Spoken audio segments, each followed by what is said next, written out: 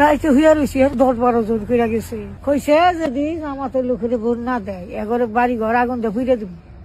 ডরাইছি বাবা, বাবা ডরাইছি। আমরা নিরীহ মানুষ, তোমার কাছে জীবন ভিক্ষা চাই। বিমলা কি ঘটনা হয়েছে বলে আপনাকে ভয় ভীতি দেখাচ্ছে? কোন দলের লোকজন এসে রাত্রে থাকতে দেবে না, কি বিষয় বলেন তো? না, মনে করেন যে কইছি যে আমরা যেন শান্তি হলে থাকা হারি। হ্যাঁ, তাই বলছেন? আপনার তো বক্তব্য তো এরকম নাই। আপনারা তো বলছেন আপনি আগুন টান বাসায় পড়াই দেবে ভোট না দিলে, তাই বলছেন? এখন হেরা যদি মানে দেয় আমি তো পাবো। আরে ভাই, আপনি যে বক্তব্য রাখছেন, আপনার তো ভিডিও ফুটেজ আছে, ভিডিও বক্তব্য, এই বক্তব্য আপনি দেখছেন তো, কারা ভয় দেখাচ্ছে আপনাকে বলেন? না, কেউ দেখায় নাই। আমি ভুলে তুলে বাসাল বাইরে কইছি আমি মাছ চাই। আচ্ছা দাদা জিজ্ঞেস, আপনার কি নাম বলেন? আমার নাম কার্তিক।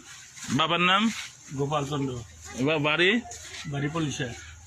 আপনাদেরকে কোন দলের লোক ভোট দেওয়ার জন্য চাপাচাপি ভয় ভীতি দেখাচ্ছে? না না না স্যার, যাই না। আপনি আসেন, রাত্রেবেলায় আসছে কেউ এসে ভয় দেখাচ্ছে ভোট দেওয়ার জন্য? না, তো ওই যে মহিলা বলছে যে তার বাড়ি ঘরে আগুন ধরাই দেবে। এই মহিলা স্যার শোনেন, এই মহিলাটা এই সারা গ্রামটা উদ্যান নষ্ট করে। এই মহিলা খালি মিশা কথা কয়ে চারিদিকে খালি মানুষের হাতে বোঝায়। এই মহিলাটাই মানুষের হাতে বোঝায় এইরকম। আপনাদেরকে কে ভয় দেখাচ্ছে? না না না, আচ্ছা, আপনি তো সরে যাচ্ছেন, তার মানে তো আপনি ভয় পাচ্ছেন। এই মহিলা যে কথা বলছে, এরকম কোন দল যারা নির্বাচন করছে, এরকম কোন দলের লোক দিনে হোক রাতে হোক এসে কি বলছে যে আপনারা ভোট না দিলে আমাদের থাকতে পারবেন না, বাড়ি ঘরে আগুন দিয়ে দেবো? না, এই সব কথা কোনো কেউ বলে না আমাদের। আপনাদের বলছে? কে বলে নাই? যদি এ ধরনের কোনো কিছু হয়, এ ধরনের কোনো কিছু বলে দ্রুত আমাদের জানাবেন, ঠিক আছে? তো ওই মহিলা তো বলছে।